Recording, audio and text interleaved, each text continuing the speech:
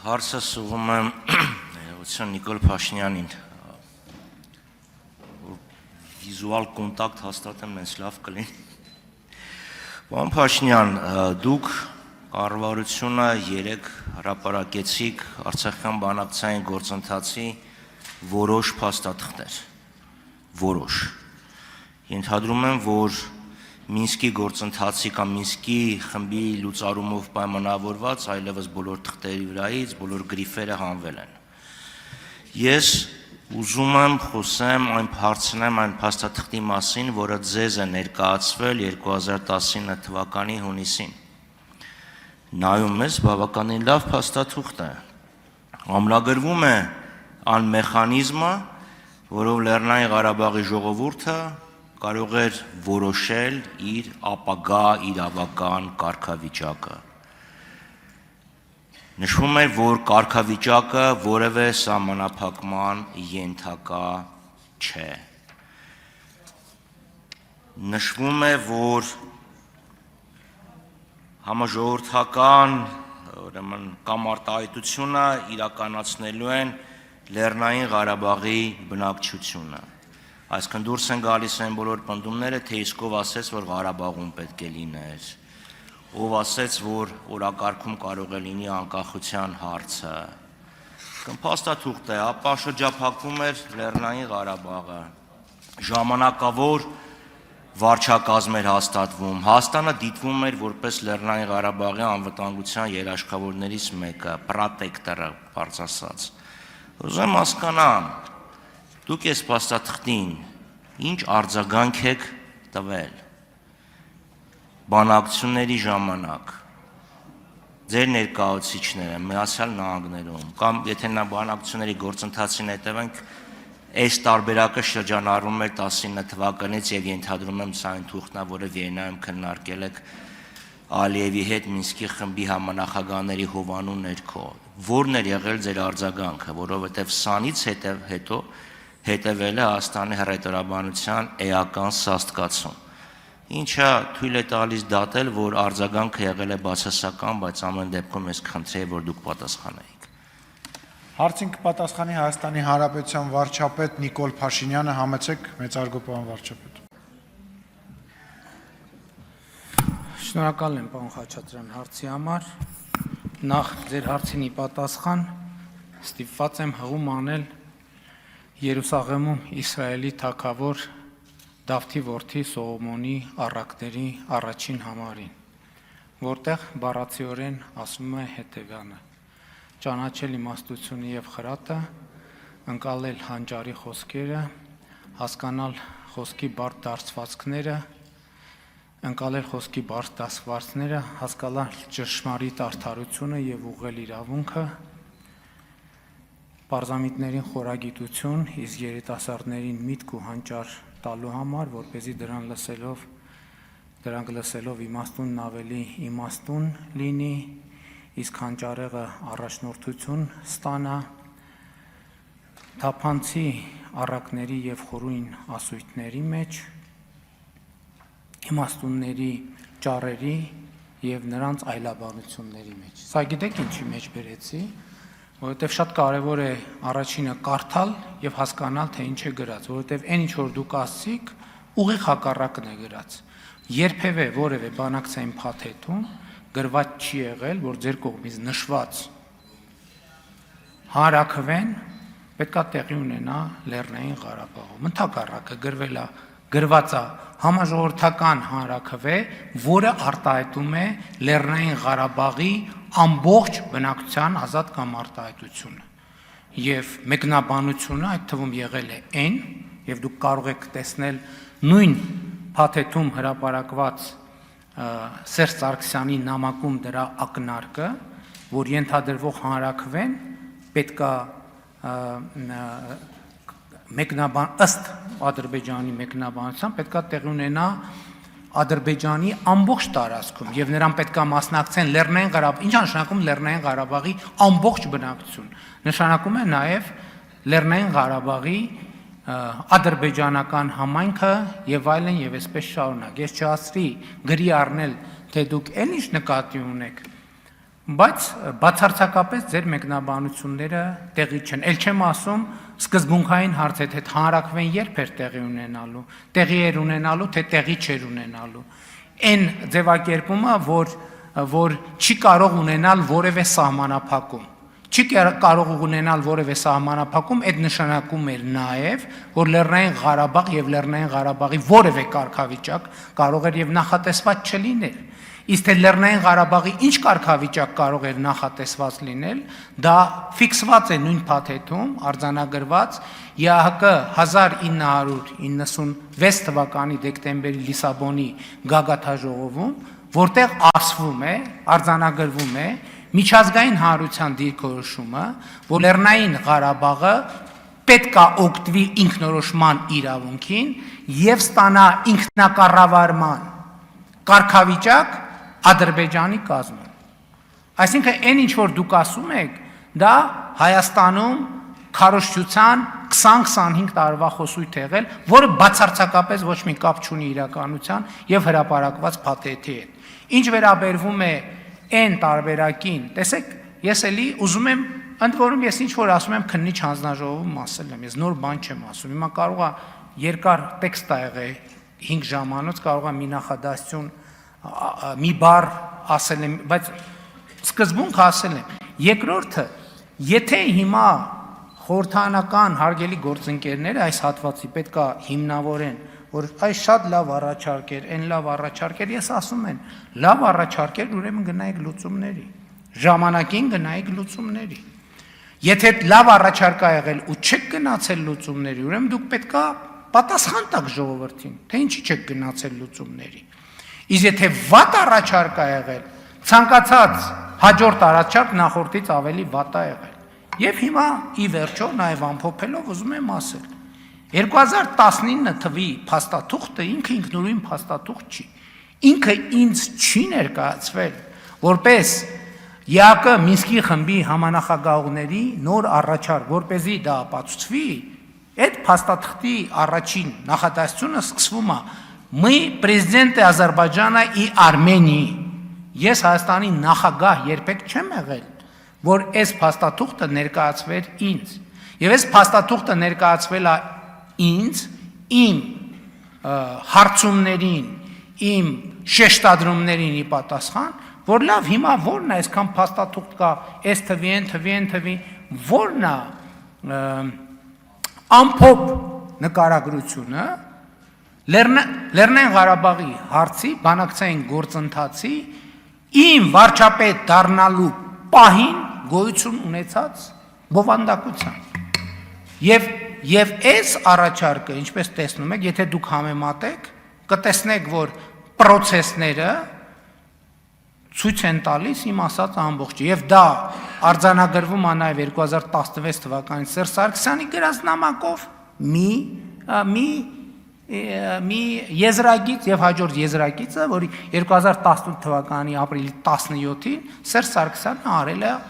այս ամբիոնից հայտարարություն, որը նույնպես փաթեթի մաս է։ Ընդհանրապես, որպեսզի կարճ ձեր ասածը տեքստի մեկնաբանությունը ընդհանրապես որևէ կապ չունի իրականության հետ։ Շնորհակալություն արձագանք։ Պարոն Փաշինյան, ես իհարկե փորձում եմ իմանալ զբանս հանճարը, բայց Պարոն Խաչատրյան չի լսվում, մի քիչ մոտ ես իհարկե փորձում եմ ճանաչել իմաստություն սխրատել իմանալ զբանս հանճարը, բայց չեմ մեջբերի Աստվածաշունչը, բայց մեր դասարանի Հովսեփյան Մուրադն ասում էր սփխե չէ, մարտի 8-ը կտրում է։ Դուք սկսել եք բանակցությունները ձեր սեփական կետից։ Ինչ նամակ ա գրել Սերժ Սարգսյանը, իդեպ մի քանի տենց նամակ ա եղել։ Եվ ինչ հայտարարություն ա արել ԵԱՀԿ գործող նախագահը 96 թվականի դեկտեմբերին, դա մետաֆիզիկա էր։ Այս իրավիճակը, որը ստեղծվել է, եւ այս փաստաթուղթը, դա մեծ պայթյունից հետո ստեղծված իրականությունն է։ Եվ այդ իրականության մեջ դες առաջարկվել է փաստաթուղթ, որտեղ նշվում է, որ Ղարաբաղի կարգավիճակը ոչինչով սահմանափակված չի լինելու։ Այո, Ղարաբաղի ժողովրդին ընտրության իրավունք է տրվելու։ Ուզում ես լինես անկախ, ուզում ես լինել Հայաստանի կազմում, ուզում ես վերադառնալ Ադրբեջան, ուզում ես, չգիտեմ, Կոմորյան կղզիների հետ ինչ որ միասնական պետություն ստեղծես։ Նրանք էին ընտրում, ստեղ գրված է Նասիլենիա Նագորնո-Ղարաբաղը, Լեռնային Ղարաբաղի ժողովուրդը, իրանք են կամ արտահայտություն, իրանք են խոսելու։ Բնակչություն, այո, Նասիլենիա, բնակչությունը, այսինքն Լեռնային Ղարաբաղի բնակչությունն էր որոշելու, այլ ոչ թե Ադրբեջանը կամ Կոմորյան կղզիները։ Եվ վերջը, խնդրում եմ վերադառնանք իմ հարցին։ Այս փաստաթուղթը, որը ներկայացվել է կամ ձեզ կամ Արմեն Սարգսյանին, որտեղ ասինը թվի նախագահ Արմեն Սարգսյանն է, կամ ուղղակի մի հատ քարտուղարուի կամ թարգմանիչ սխալ է գրել։ Սրան դուք ինչ եք արել, ասել եք գնա փոխի վարչապետ Ցարքի նախագահի փոխարեն, ասել եք լավն է, բայց այս Նասիլենյան նարոդ Սարքի որն է եղել այս փաստաթղթին ձեր արձագանքը։ Դուք ինքներդ 18 թվին հայտարարել եք, որ Պուտինն ասել է, որ դուք դագավարասպասոբնի եք, չէ՞, 18 թվականին հիշում եք։ Դագավարասպասոբն։ Պայմանագրը ունակ։ Ուզում եմ հասկանամ, այս պայմանագիրը կամ այս առաջարկությունը, որը ներկայացվել էր, այս թուղթը, ձեր արձագանքը ինչ էր եղել, որովհետև այս իրավիճակը, եթե սա տեղի ունենար, մենք ունենայինք անհամեմատ շատ ավելի լավ իրավիճակ, քան թե մի իրավիճակ, որը ունենք այսօր։